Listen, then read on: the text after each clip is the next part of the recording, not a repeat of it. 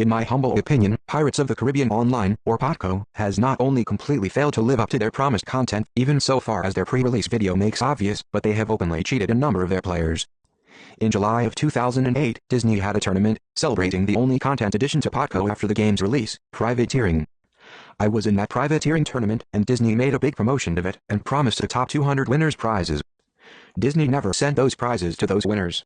I called repeatedly, and told them that they should make good on their promise, but to this date, over a year later, they have not.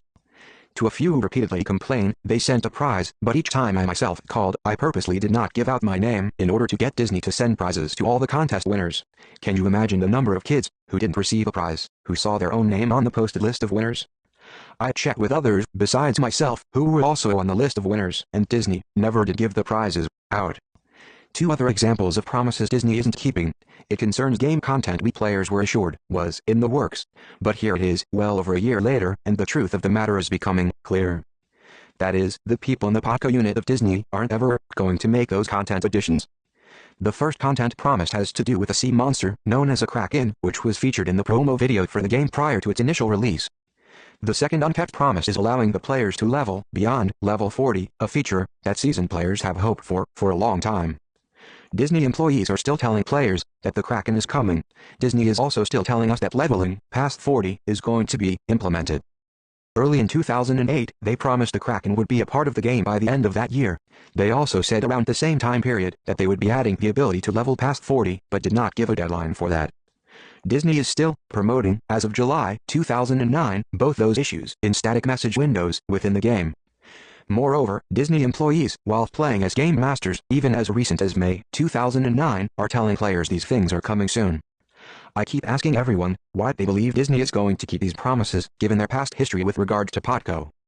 It is my considered opinion that Disney management has decided it is good for business to keep us hoping, while they laugh all the way to the bank over our gullibility in believing they are going to be true to their word and put in the promised content. To dash the hopes of 10-year-olds for promised features that never arrive, or promised prizes that never arrive, is unforgivable. Probably the Potco team had their funds cut, but whatever the reason, a number of promises Disney gave to their players were empty promises, and I think it is safe to say we won't ever be seeing any of these promised content additions.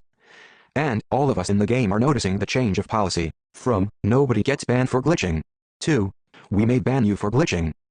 Now, why do I believe this is tantamount to saying we don't have the funds to even fix the bugs we have, let alone add any new content? Simple.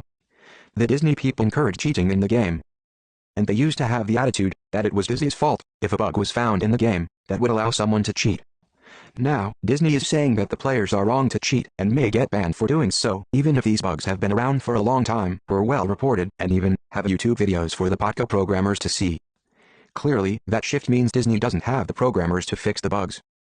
And if they can't afford to pay programmers to fix the bugs, they certainly don't have the money to pay for content additions.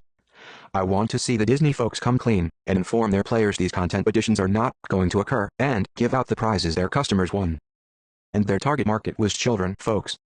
Can you imagine a parent explaining to their kid that sometimes adults tell lies too, and Disney is the exception, not the rule? That generally, people are more truthful and honest than they are at Disney?